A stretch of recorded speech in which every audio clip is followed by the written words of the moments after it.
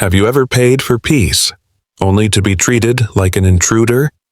Have you ever sat in a place you earned with your sweat, your brilliance, your unrelenting work, and still felt the room whisper, "You don't belong here," for so many black travelers? That sting is familiar: the stares, the silent verdicts, the subtle checks meant to remind you that comfort wasn't designed for you. Naomi Brooks knew that feeling too well. 31 years old, a doctorate hanging on her wall, her work dismantling criminal networks that most people will never even hear about. And yet, that night, in the soft leather seat of first class, she wasn't seen as a decorated federal agent. She wasn't seen as a woman who had spent her life protecting a nation that often forgets women like her. She was simply a young black woman in a seat someone thought she hadn't earned. And that someone, Captain Gerald Walsh, veteran pilot, decorated, respected, and so blinded by his own prejudice that he mistook his authority for a weapon. In a few humiliating moments, he reduced her existence to a spectacle demanding proof of her right to be there, performing his arrogance for an audience of strangers. But here's what he didn't know.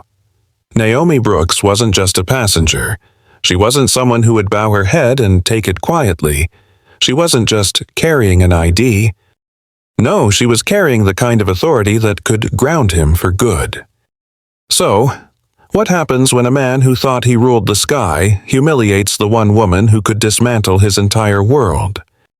Stay with me, because this isn't just a story about humiliation at 37,000 feet. It's a story about power, who wields it, who abuses it, and what happens when justice shows up in silence. If you've ever been underestimated, share this with someone who needs to hear it. Hit like, subscribe, and let's go back to where it all began with a seat, a stare, and a sound Naomi Brooks would never forget. The sound of tearing paper cut through the first-class cabin like an invisible blade, slicing apart the quiet and luxury that space was built to hold. Every noise, the soft clinking of glasses, the murmur of conversation died instantly. Heads turned, eyes locked on the young woman by the window and the man blocking the aisle as though he owned it. Naomi Brooks didn't move. Her hand rested lightly on her thigh, her eyelids closing and opening in a slow blink, as if steadying herself. 31 years old, a doctor of criminal psychology, a federal agent who'd led cases the public would never hear about. But in that moment, none of it mattered. In this cabin of smooth leather seats and golden ambient light, Naomi was reduced to one thing: a young black woman being questioned, even after paying for the right to be here. She knew this feeling well, the chill of wandering eyes, the weight of judgment from people who thought they had the authority to decide who belonged.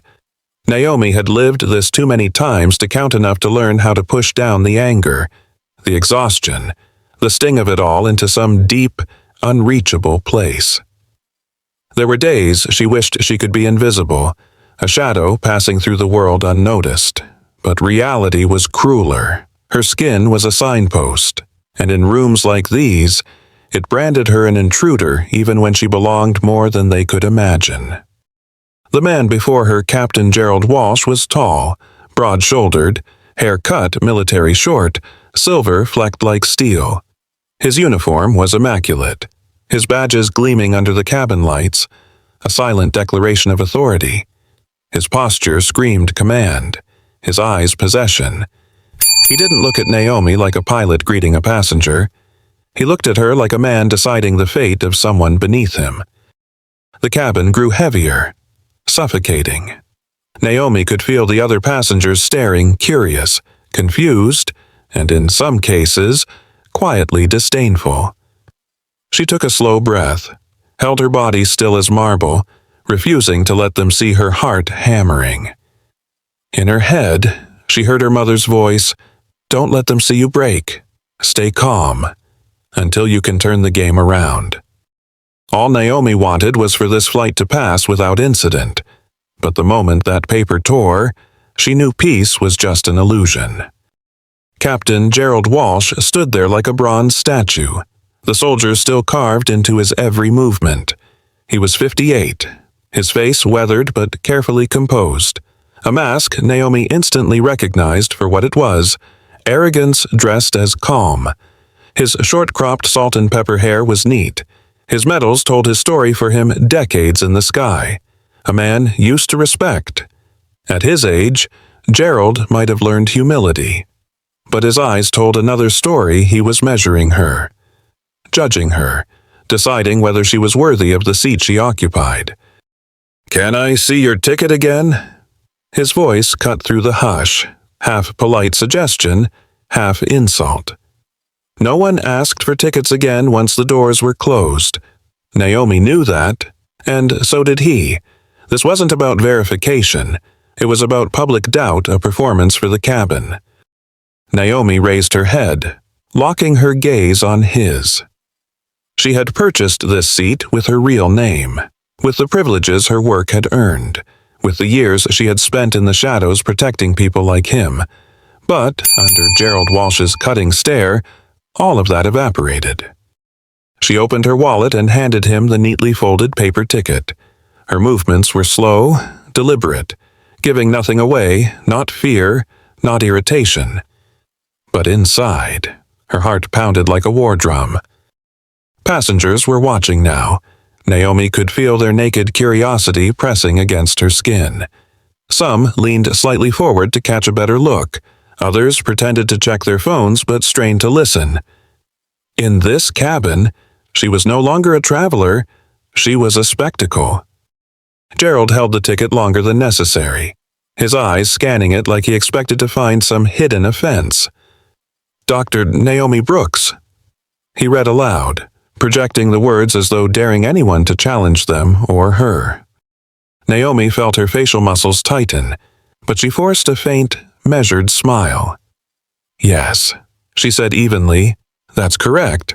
Her tone was calm, conversational, but her nerves were coiled like wires, ready for the blow she knew was coming. The cabin was dead silent save for the steady hum of the engines like a beast holding its breath.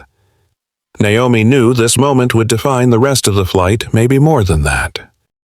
Gerald looked up from the ticket, lips curling into a thin, knife-like smile. "We've had issues with people sneaking into premium cabins," he said, his voice just low enough to pretend this was private and just loud enough for everyone to hear. The words landed like a pre-written indictment, aimed not just at Naomi, but anyone he decided didn't belong. Naomi felt her chest tighten. Every muscle in her body braced, waiting for an impact she couldn't see. It wasn't a comment. It was a dagger wrapped in civility, a reminder that, in his eyes, she wasn't a passenger, she was an intruder. She drew in a breath, keeping her voice cool, almost casual. "I believe my ticket has already answered that, Captain." Each word carefully chosen, measured like armor against his contempt. Gerald tilted his head, his smile stretching further. Naomi knew he had no intention of stopping. Around them, the cabin had become a stage, the other passengers an audience waiting for the scene to escalate. A woman across the aisle risked a glance, then quickly looked away. A man in a suit slowly put down his phone, freeing his hands for whatever was about to unfold. Naomi felt herself placed squarely at the center of this theater, unwillingly cast as the lead. Her heart pounded, but her face remained composed. This wasn't the first time she'd been judged by her skin before her mind or accomplishments could even enter the room.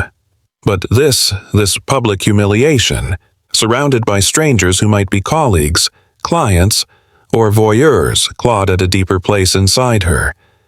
The place where all those years of swallowing her anger had been buried. Gerald's gaze bored into her, cold but glinting with the thrill of someone testing the limits of his power. "Let's make sure you belong here," he said, emphasizing each word like a verdict. The politeness was gone now, replaced by open condescension.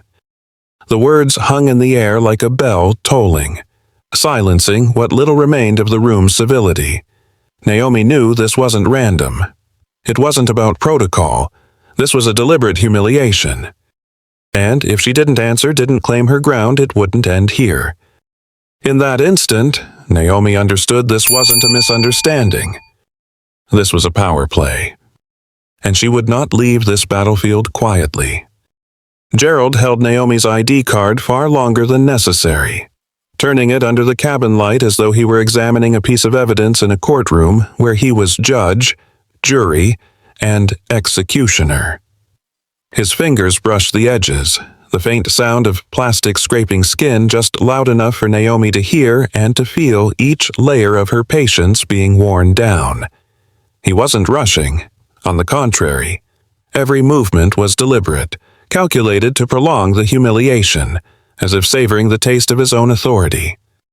He finally looked up, his mouth twisting into a smug, restrained smile. "You'd be surprised how creative people can get when they want a taste of luxury," he said, his voice pitched just loud enough for the surrounding passengers to hear. It wasn't just for Naomi. It was for the entire first-class cabin, the unwilling spectators of his performance of power. Naomi felt the air grow heavier. No one spoke, but she could hear their thoughts. Who is she? Does she really belong here? They were wondering if she was one of those creative people Gerald had implied an imposter, sneaking into a seat she couldn't possibly afford. Her heart sank as old memories surfaced. She remembered being 16, trailing behind her mother in a grocery store while a security guard followed them aisle to aisle, pretending to stock shelves but never taking his eyes off them. She remembered walking into luxury stores only to be ignored, or worse, shadowed like a suspected thief. She remembered her high school teacher's raised eyebrows when she said she was applying to an elite university. You're really applying there as if her dream was a joke.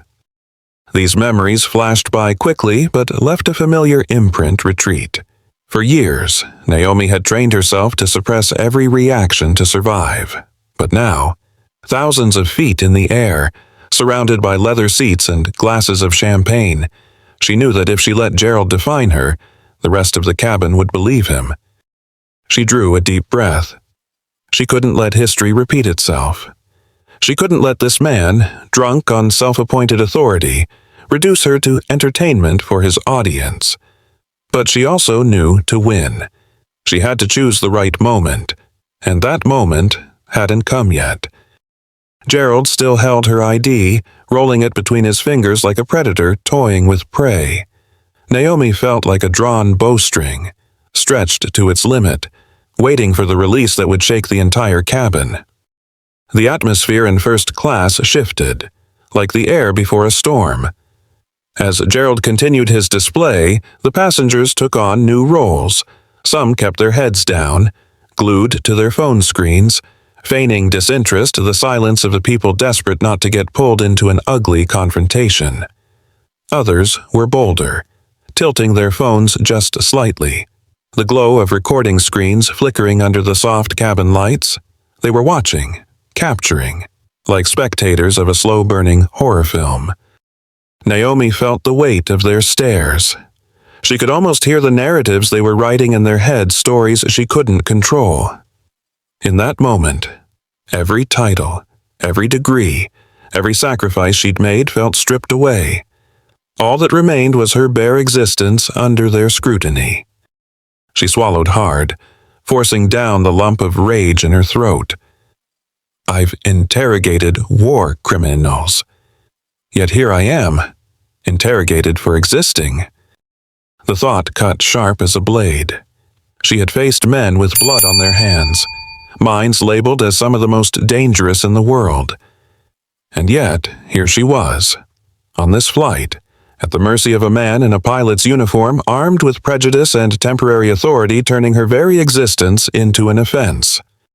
The silence broke when a voice from across the cabin called out, "Captain, she looks more qualified to be here than you," a portly businessman in an overstretched suit quipped, leaning back with a smirk. A ripple of awkward laughter followed.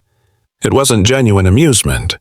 It was the laughter of people unsure which side to take, some laughing out of discomfort, others out of relief that someone had punctured the tension. Gerald's head snapped toward the man, his eyes flashing irritation. but he said nothing. He wasn't about to lose face in front of the audience he had summoned. Naomi remained still, her spine rigid as steel. She knew that any reaction would be twisted into proof for Gerald's narrative that she didn't belong. But she also knew staying silent forever wasn't an option. She inhaled slowly, fists tightening against her thighs, readying herself for the moment she would reclaim her voice. But before she could speak, Gerald acted again, savoring the game only he believed he controlled. Naomi understood the next words out of his mouth would make this confrontation irreversible. Gerald ignored the businessman's barb. He turned back to Naomi, his gaze like a blade, as if the rest of the cabin had vanished and only the two of them remained locked in a duel. Slowly, deliberately, he gripped her ID between his thumb and forefinger. Naomi parted her lips to speak, but didn't have the chance. Gerald bent the card. The sound of cracking plastic echoed in the silence. Quiet, but heavy, like a gavel striking down in a courtroom. The cabin froze. No one dared to breathe. Gerald watched Naomi as he did it, never breaking eye contact. This wasn't about verifying her identity. It was a verdict, a declaration you don't belong here. Naomi stared at the bent ID in his hand. A part of her wanted to snatch it back, to remind him no one had the right to touch her dignity like that. But the wiser part, the one forged in countless battles, kept her still. Her eyes stayed locked on his, unflinching, silent enough to unsettle even him. He dropped the two bent halves onto her lap. They fell like evidence from a trial whose outcome had already been decided.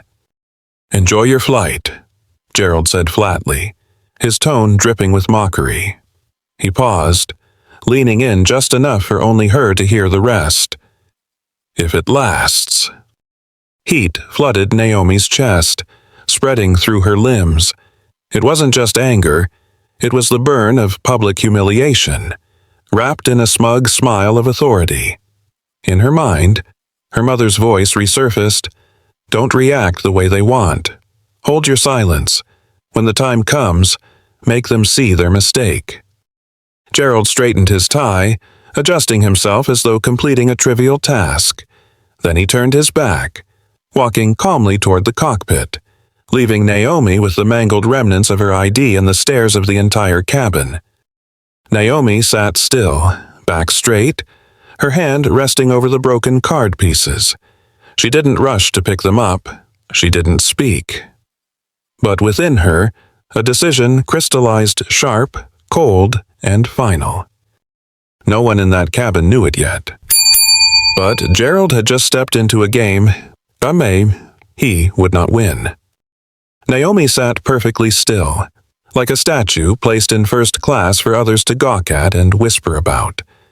The two broken pieces of her ID rested on her lap, cold and sharp, a reminder that humiliation could be packaged neatly into a single gesture. She didn't stoop to pick them up. Her back stayed straight, her gaze fixed on the empty space ahead, as if she were concentrating on something far beyond the four leather-clad walls of the cabin. In that silence, her mother's voice resurfaced, clear as if she were seated right beside her Naomi. "You don't have to answer everything. Sometimes silence is power. Sometimes letting others expose themselves is the best retaliation." When Naomi was a little black girl in a southern town, she didn't understand why her mother would stay silent in the face of gossiping neighbors, the sneering looks from store clerks, the time servers forgot their table. But now, at 31, she understood. Silence wasn't surrender. It was control. It was waiting for the right moment to strike back. She remembered her early flights. Back when scholarships first carried her to universities people doubted she could attend. The flight attendant's polite but pointed question, "Are you in the right seat?" Words wrapped in courtesy, but dripping with suspicion. She remembered the first time she was upgraded to business class, when a middle-aged man tilted his head and asked if she'd wandered into the wrong section, as though she were a child lost in a department store. She had smiled then. nodded, sat down, and said nothing. But inside, her heart cracked in quiet, splintering ways. On this flight, that same feeling returned heavier, sharper. Gerald hadn't just looked at her like she didn't belong. He'd turned it into a performance. And the audience, whether silent or secretly recording, had become part of it. Naomi didn't cry. She never cried in public. But anger pulsed through her chest, not reckless anger, but a steady, deliberate burn, the kind forged over years of restraint. Her mother had told her, "Don't let anger lead you. Let it guide you." Naomi knew exactly what she was going to do, but not yet. Not now. She would stay silent a little longer. Let Gerald believe he'd won. Because sometimes the calm before the storm was the most dangerous time for a fool to grow complacent. And Naomi had never let a storm pass without leaving its mark. Whispers began slithering through the cabin like tendrils of smoke. "What's she going to do?" a middle-aged woman murmured. Just loud enough for the man beside her to hear. "Maybe she'll call the airline's manager." A younger man, probably a lawyer or an executive, speculated in a low voice. Naomi didn't need to look up to know they were watching her every move. First class fell back into a tense, heavy stillness, but it wasn't peace. It was the silence of a cabin holding its breath. The quiet that comes before lightning strikes. The stares didn't leave. They averted only when she caught them, then returned the moment her gaze shifted. Naomi felt like a painting hung in the wrong gallery. Her presence scrutinized by strangers desperate to make sense of it. Gerald, on the other hand, was enjoying himself.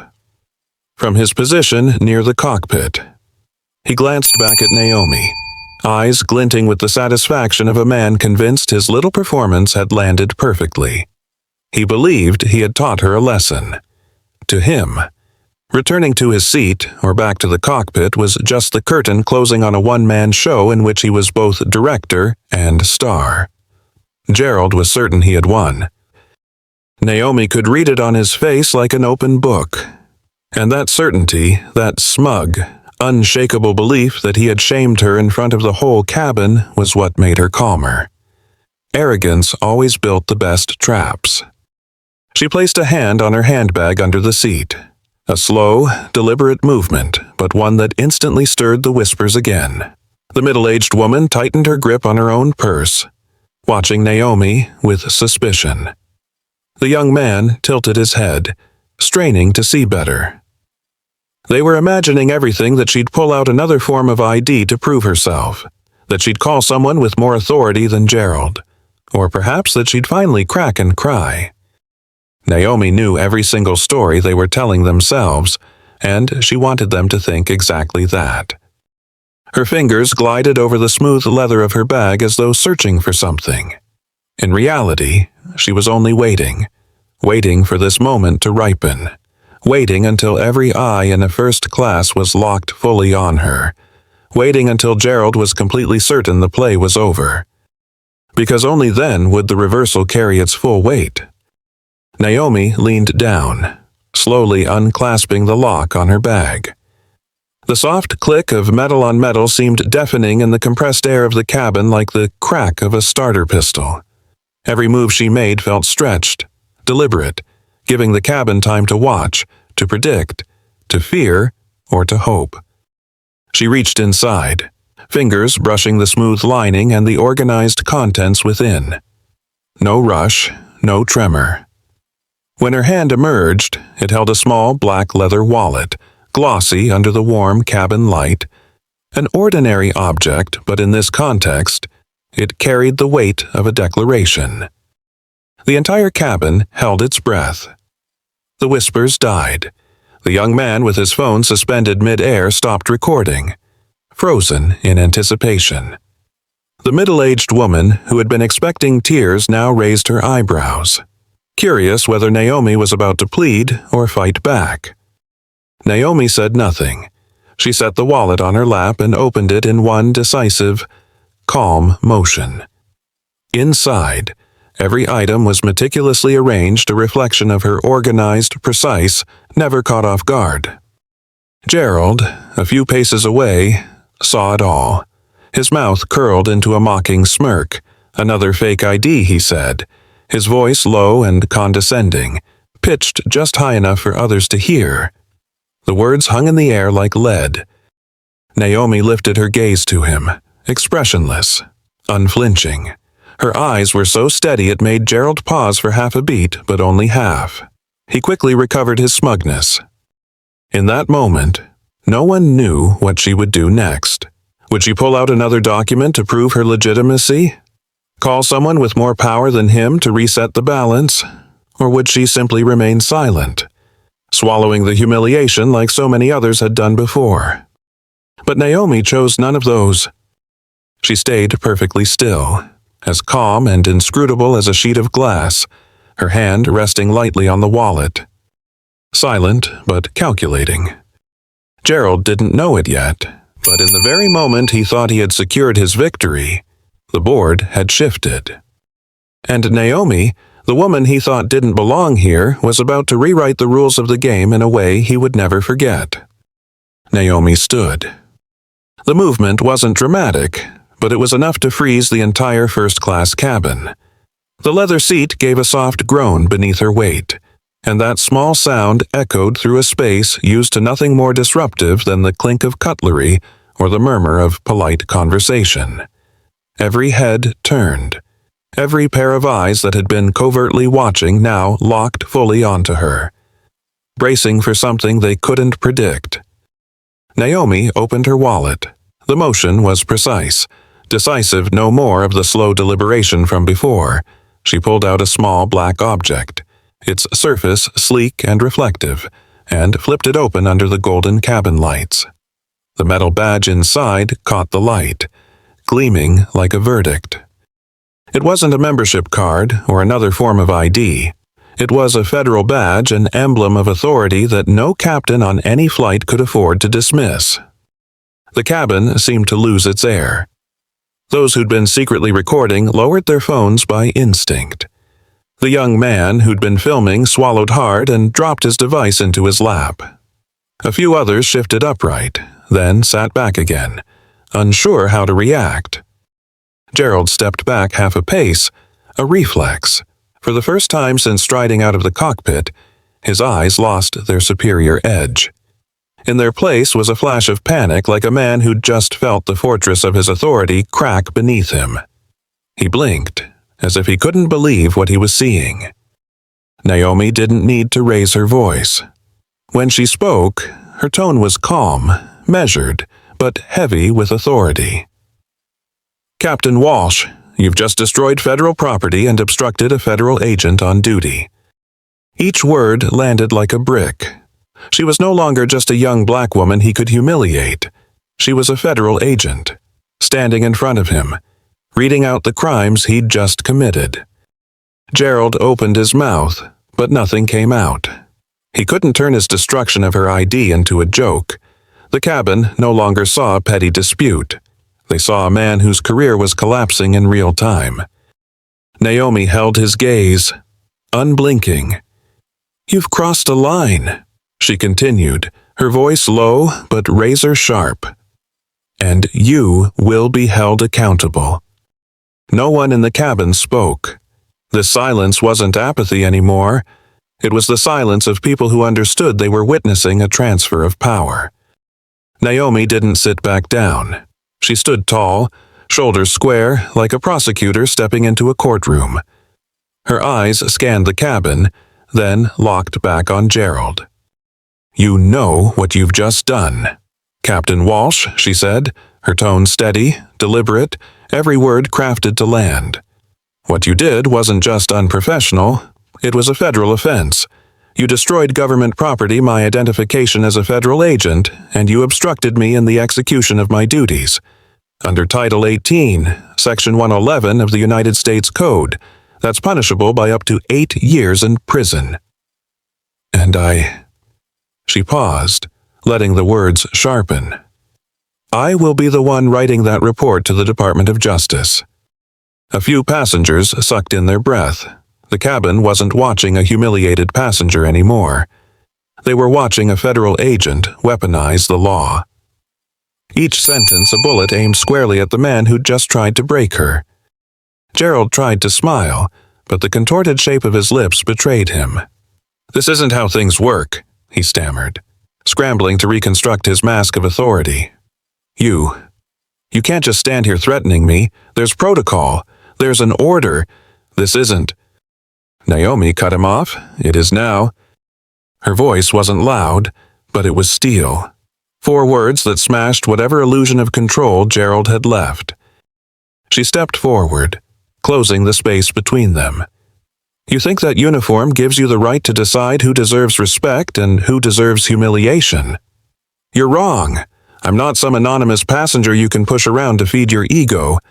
I'm the person who can end your career with a single report." Gerald's mouth opened as if to argue, but no words followed. His eyes darted, searching for footing that wasn't there. Naomi tilted her head slightly, her eyes cold but bright. "I'm not threatening you. Captain, I'm telling you the reality." The cabin was silent. Some passengers avoided Gerald's eyes, others stared openly, as if watching a dethroned king. Naomi let the silence stretch, then lowered her voice. "Now you're going to sit down, and you will not touch anything else on this flight until we land. That's not a suggestion, that's a directive." Gerald didn't answer, but the tremor in his clenched hands said enough. He stood there like a man yanked out of his own fantasy of power. Every shred of confidence he'd wrapped himself in had crumbled. He opened his mouth again, but nothing came. The lips moved, but no words came out. Naomi held her ground. Her authority wasn't born from shouting, but from the sharp, immovable presence of someone who knew the law and how to wield it. "Chloe," she called, without looking away from Gerald. The young flight attendant near the galley jumped at the sound, as if shaken out of a trance, and quickly approached. "Collect the pieces of my ID," Naomi said. "They're evidence of obstruction of a federal agent. Seal them in an evidence envelope. I'll take custody." "Yes, ma'am," Chloe replied quickly, her hands steady but quick as she picked up the shattered plastic and placed it into a sealed pouch. Every eye in the cabin followed her movements. This wasn't an argument anymore. This was an investigation right here at 30,000 feet. Gerald stepped back another half-pace, his spine pressed against the partition. Naomi took one step closer, not as a threat, but as confirmation that the balance of power had shifted completely. "You're relinquishing command of this flight," Naomi said, her voice even. "From this moment until landing, the first officer is in charge. You will sit in the jump seat and not interfere. This is a matter of safety and federal law." Gerald didn't protest. He couldn't. He just nodded, barely, a defeated gesture. Naomi didn't blink. "You're grounded, Captain. Effective immediately." The cabin seemed to freeze. Some passengers exchanged glances. Others exhaled slowly, as if a weight had been lifted. Gerald lowered his head, turned, and walked toward the jump seat not as a captain, but as a man stripped of his authority. The takedown was complete, but Naomi knew this was only the opening move in a much larger game. Naomi didn't let the silence linger. She turned toward the cockpit, her voice calm yet carrying the weight of an order. "First Officer Morrison," she called, recalling the name from the small tag on his chest. "You'll take command of this flight until we land." A younger face appeared in the cockpit doorway. Morrison, barely in his 30s, looked momentarily stunned. He blinked a few times, as though he needed a moment to grasp that the chain of command had just been altered, not by the airline, but by a federal agent. Then he nodded. "Yes, ma'am," he said, his voice hoarse but firm. Naomi continued, leaving no room for ambiguity. "Captain Walsh will take the jump seat. He is not to touch any controls, not to contact air traffic control, and not to perform any flight duties beyond staying in his seat. All operational authority rests with you." Morrison nodded again, and Naomi could see in his eyes that he understood the gravity of what she'd just handed him. She didn't need to elaborate. Everyone in the cabin had just witnessed this shift, and Morrison knew the consequences of disobeying an order from a federal agent with jurisdiction over the matter. Gerald still stood in the aisle, his face flushed with anger and humiliation, but he didn't resist. He turned, stepped back into the cockpit, and with a heavy click of the door, took the jump seat, a chair reserved for observers and standby crew. A jump seat. In that moment, to everyone watching. Gerald Walsh wasn't a captain anymore. He was a monitored passenger. Naomi didn't need a triumphant smile. Power didn't need theatrics. Power was self-evident when wielded with precision. She turned to the lead flight attendant, a blonde woman in her 40s whose face still held the strain of the confrontation. "We need to maintain order in the cabin," Naomi said. "I want all internal reports of this flight preserved in full. And when we land, I'll need the names and contact information of every first-class passenger as witnesses." The lead attendant nodded sharply, like someone who had just been handed a lifeline. "Of course, ma'am," she said, her voice lighter now. The other attendants began to move, their eyes on Naomi not as though she was a passenger anymore, but as someone in command.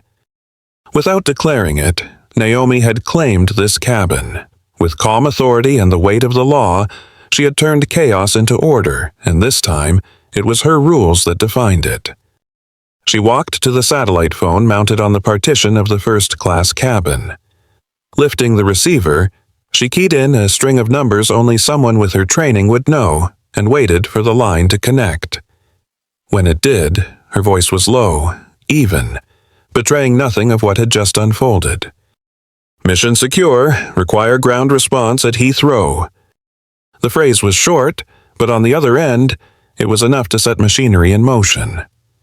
By the time they landed, the right people would know exactly who to meet, what to do, and how to handle Captain Gerald Walsh. Naomi replaced the receiver with the same quiet composure as if she'd just ordered a meal. But those who had watched knew what it meant. She had taken complete control of the game. When Naomi turned back to the aisle, she could feel the shift in the air. The pitying, scrutinizing stares that had followed her humiliation were gone. In their place was acknowledgement, a silent, weighty respect. An older man near the front gave her a small nod, as if to say, "You did what we couldn't." A young woman whispered to her seatmate, still staring at Naomi like she'd just witnessed something extraordinary. In contrast, Gerald was a shell. When he emerged from the cockpit and took the jump seat Naomi had assigned him, the looks cast his way were no longer deferential. They were laced with disdain and just a hint of satisfaction. The heavy-set man who had mocked him earlier now sat with his arms crossed, staring Gerald down with an unapologetic smirk. A few passengers discreetly lifted their phones not to document Naomi's humiliation this time, but to capture the fall of a man who had once held unchecked authority. Gerald felt it. His shoulders curled inward, his back pressed hard against the seat as if he could disappear into it. No longer the commanding captain who had strutted through the cabin. He was now simply a man stripped bare sitting in the spotlight of a scandal that would follow him far beyond this flight. Naomi didn't need to speak. Her silence was the heaviest weapon in the room. She returned to her seat, slipped her leather wallet back into her bag, and folded her hands in her lap. Every motion was intentional calm, deliberate, a declaration without words. Order has been restored, and I am the one who restored it. The balance of power had shifted, and now no one could mistake who held it. Naomi turned toward the window, ignoring the eyes still fixed on her. Outside, thick clouds stacked against the horizon, glowing copper under the fading sun. The sky looked tranquil, but Naomi knew better beneath that stillness. Invisible currents roared. Even at 37,000 feet, prejudice finds its way to your seat, she thought. the words echoing like an old truth too familiar to sting. She had hunted criminals, unmasked predators who hid behind walls of power, yet prejudice this quiet. Insidious toxin always found a way to reach her. No matter where she went, even here, above the world. She pressed her palm against the cold glass, grounding herself, letting the quiet burn of anger settle into something controlled. This wasn't just anger for herself. It was for everyone who didn't have the voice, the badge, or the authority to fight back. That was why she couldn't just protect herself. She was here to protect a principle that their existence wasn't up for debate. Behind her, Gerald let out a sharp breath. Just one sound, but it silenced the entire cabin. Naomi didn't turn. She didn't need to. She knew exactly what was happening in his head. The man who once ruled this cabin had lost everything: his power, his respect, his ability to command even himself. He knew every word, every action from here on out would be documented, dissected, and used against him. Naomi kept her gaze fixed on the horizon, letting him sit in it, letting him feel the full weight of what it meant to fall from the sky before the plane even landed. Because Gerald Walsh now understood what awaited him in London, he wouldn't be stepping off as a captain. He'd be stepping off as a man under investigation, walking into a storm that would decide whether his name ever saw the sky again. The plane descended, slicing through dense clouds before breaking into the damp, cold air over London. Naomi felt the subtle tremor as the landing gear kissed the runway. The grinding friction a declaration the flight was over, but the confrontation was not. Passengers exhaled deeply, some believing the tension had eased. But Naomi knew this was merely the beginning of a larger battle. Normally, after a long-haul flight, the plane would taxi toward a jet bridge, where soft lighting and smiling ground staff waited with rehearsed politeness. Not today. As soon as they cleared the main runway, First Officer Morrison received new instructions from air traffic control and guided the aircraft down a side taxiway toward a secluded section of the airport, one where commercial passengers rarely ever set foot. Naomi looked out the window. Black cars were already waiting, lined up neatly on the wet tarmac. Light glinted off their polished bodies, and on their doors were symbols she knew all too well: federal agency insignias. Nearby sat several SUVs with diplomatic plates and 2 airport security vans. No baggage carts, no service crews. Just cold, unambiguous authority. Behind her, Gerald also stared out the window. His hand tightened on his knee, his knuckles turning white. He didn't need anyone to explain who those vehicles were here for. It felt like an invisible noose tightening around his neck, each breath heavier than the last. He opened his mouth but said nothing, letting out only a raspy whisper, barely audible even to himself. "This is my end." Gerald Walsh, veteran captain. A man who had piloted aircraft through the worst of storms, now looked like a drowning man, unable to find the surface. He knew this had spun beyond his control. There would be no internal process, no way to downplay what had happened. Once those doors opened, he would no longer be the commander of this flight. He would be an investigated subject. Naomi sat calmly, watching it all with measured detachment. She had arranged for this on a secure line mid-flight. Everything was unfolding as intended. And if Gerald had any clarity left, he knew too those vehicles outside were the final punctuation mark on the authority he thought would shield him. The engines throttled down, their roar fading to a low hum. As the aircraft came to a full stop, Naomi smoothed her cuff with quiet precision. Gerald kept his gaze fixed outside, hollow-eyed. The storm he feared was no longer looming, it was waiting at the door, and it brought no wind or rain, only truth and consequences.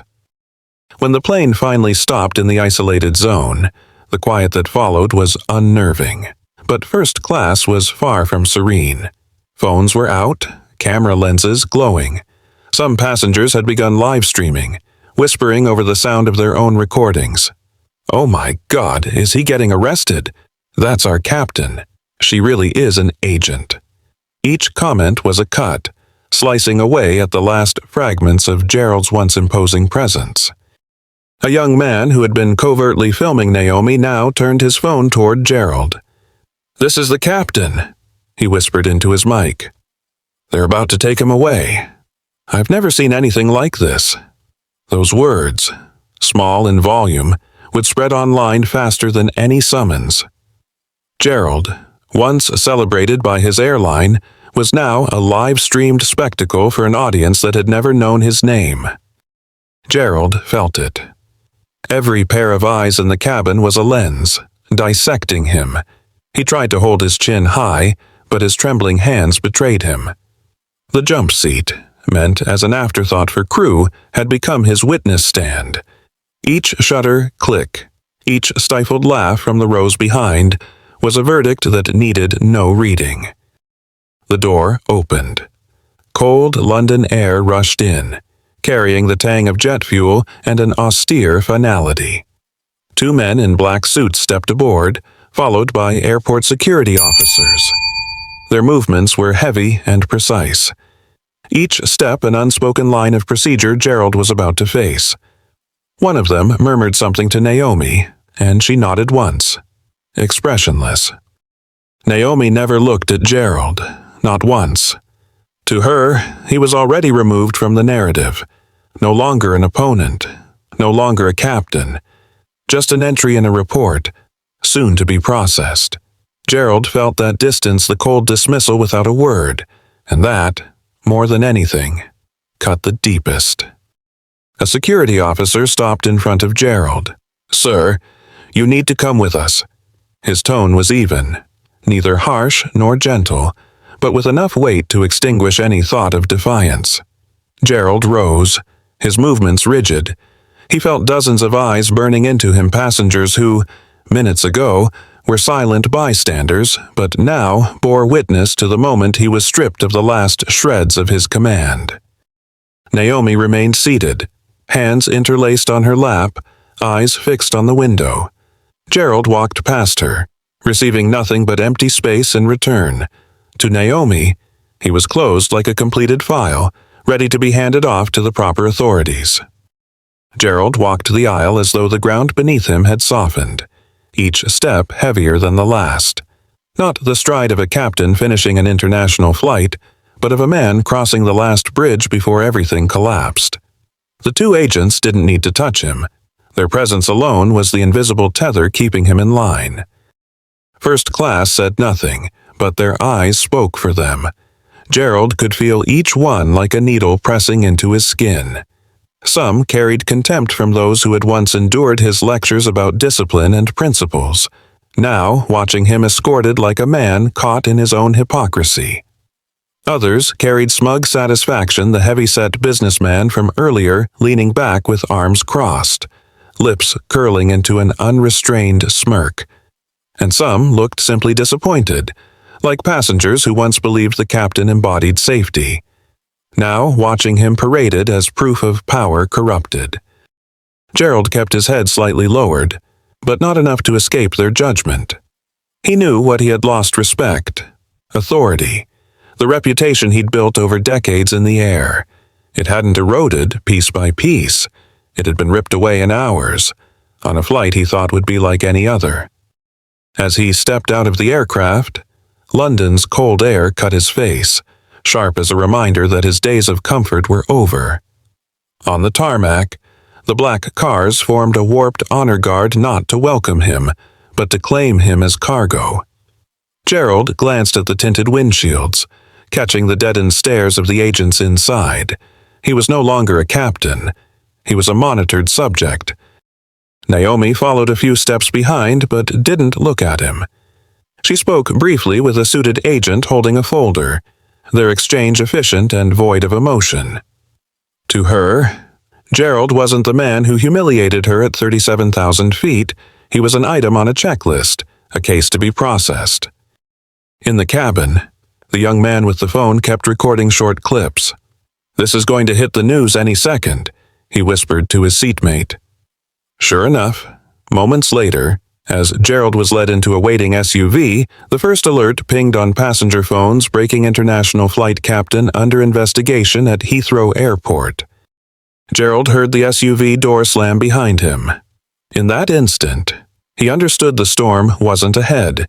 It had already begun, and this time, the whole world would be watching.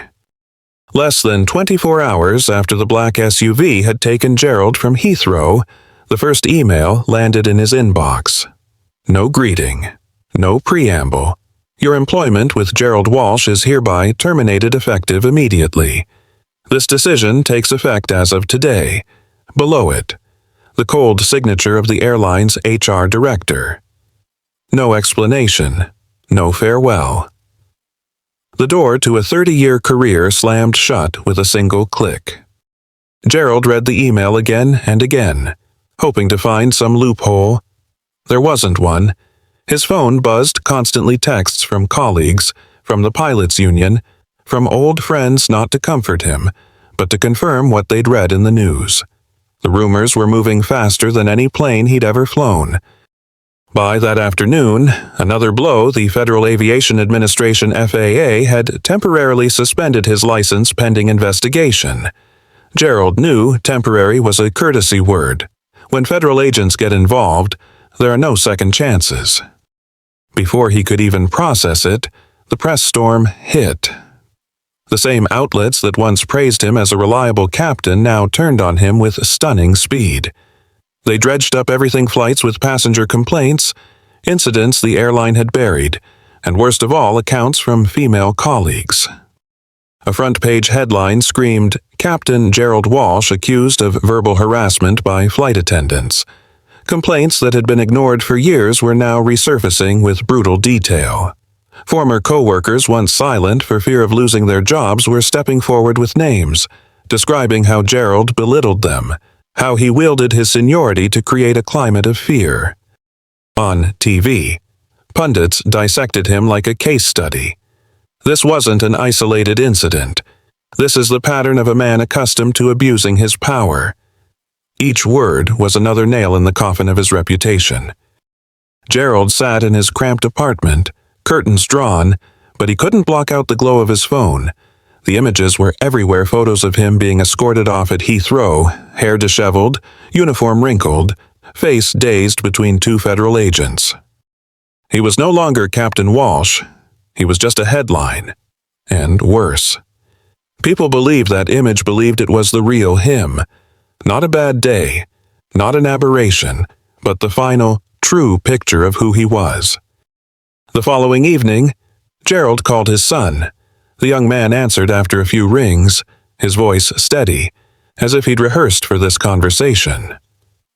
Gerald opened his mouth to explain, but his words fell apart when he heard his son say, "You're no pilot, Dad, just a headline."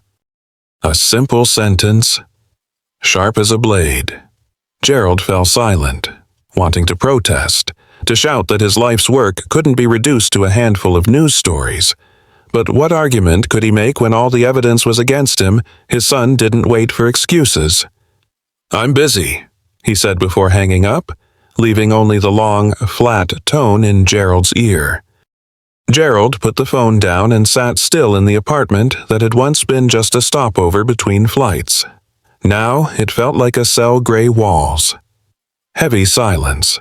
He had thought of himself as a man of the skies, someone who could control anything as long as he had a yoke in his hands.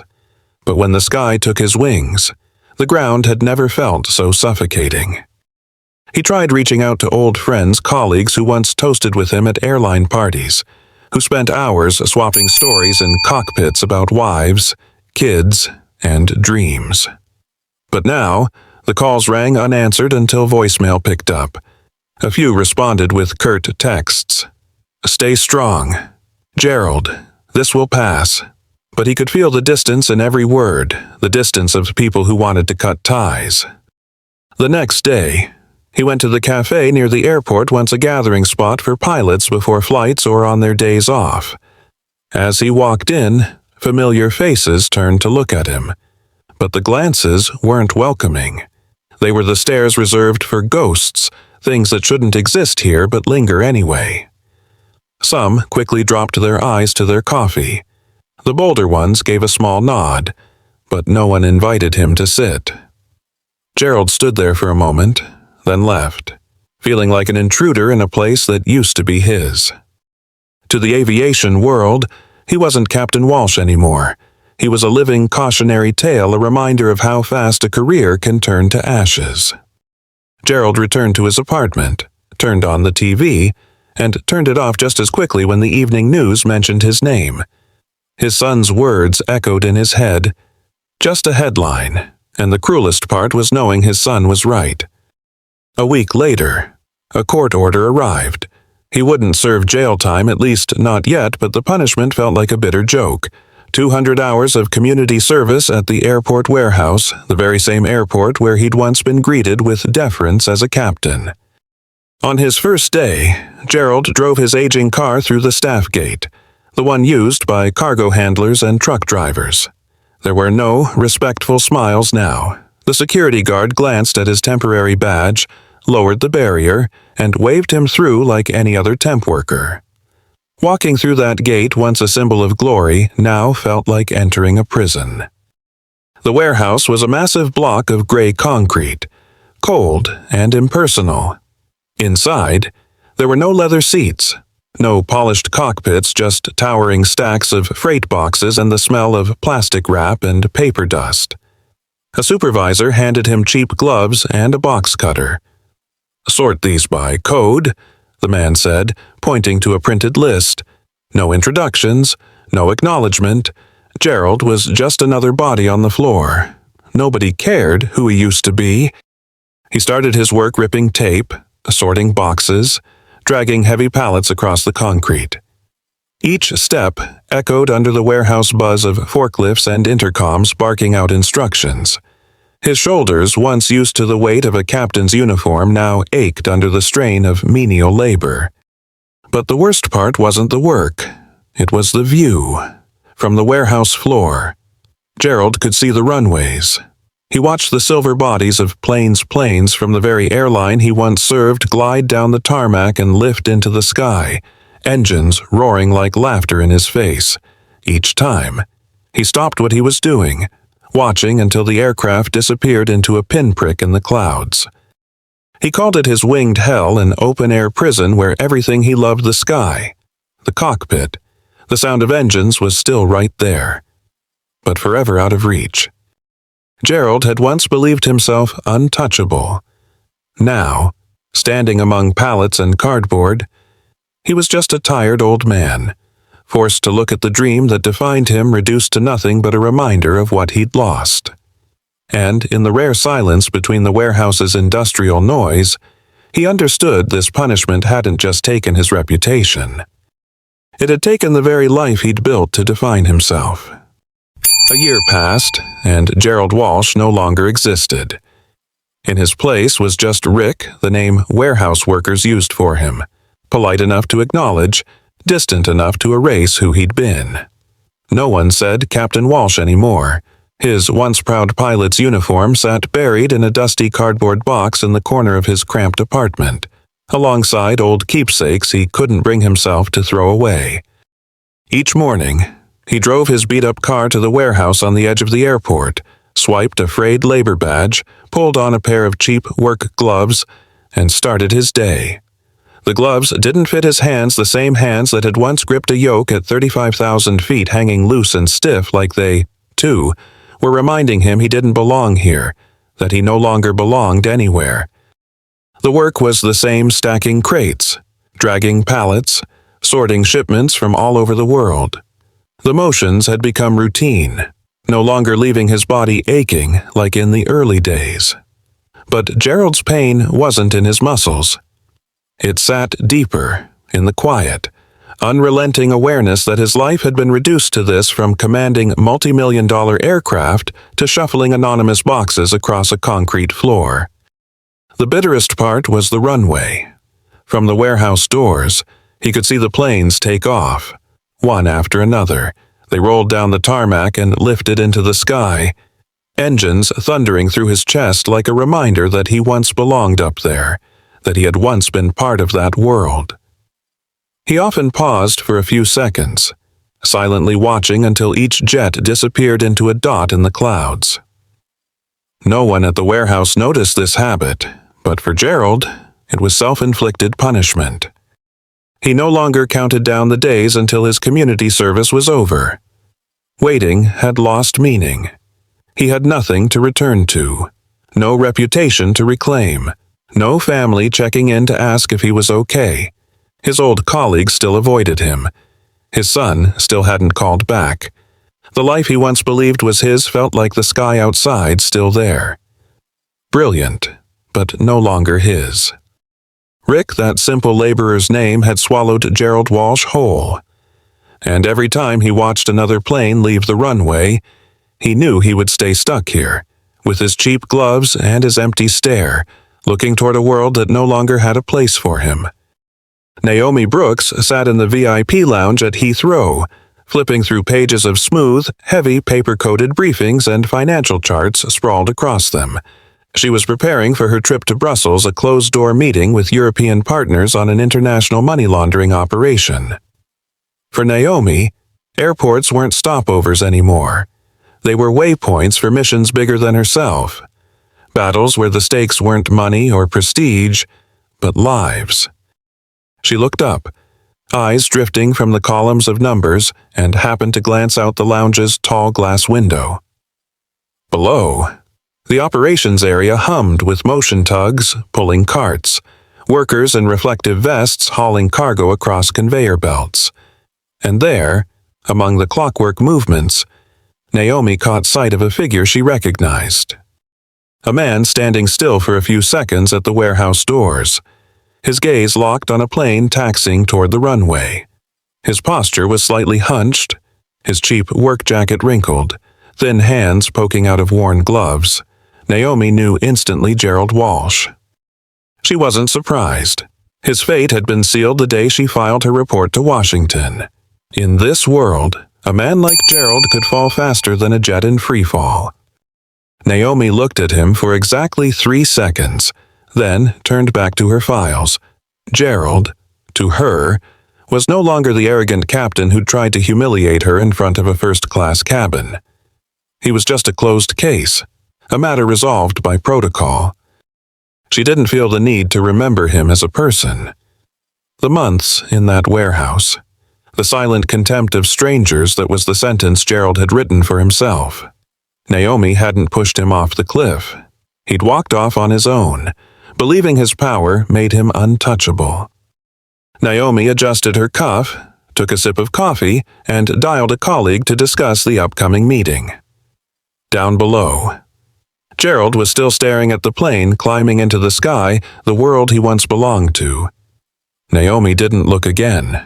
He wasn't part of her story anymore. To Naomi, Gerald was just a dot in a multi-hundred-page report, a fragment of a past that was done, and like any closed file, it would stay there with no place in the present or future. Gerald kept standing there, in the cold wind, watching the plane climb into the pale gray sky. The engines roared, shaking the ground beneath his feet, and for a moment, he felt his chest tremble too, not with excitement, but with a deep, cutting grief. The grief of a man who once owned the sky, but now stood on the ground, watching it belong to someone else. He'd stopped counting the daily takeoffs.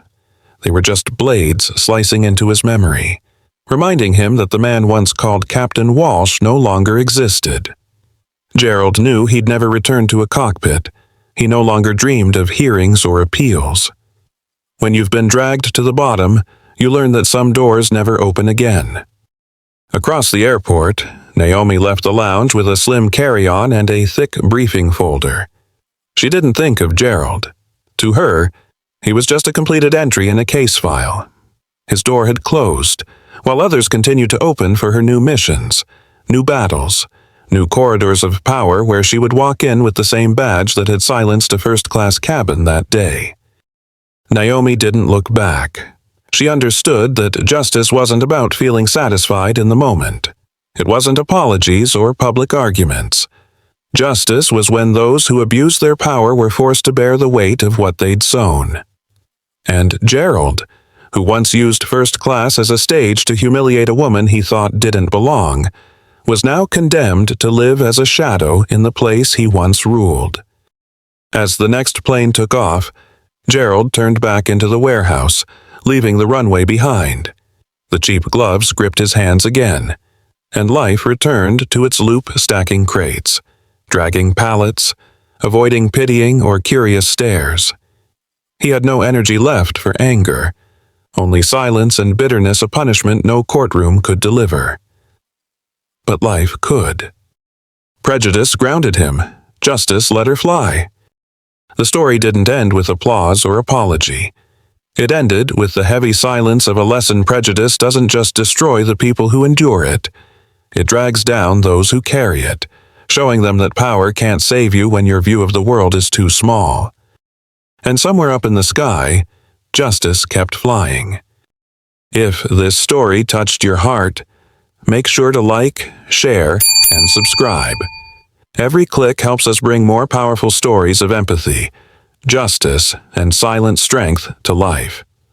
Your support is what fuels this journey. Let's keep standing together and rising higher, one story at a time. Stay safe and inspired.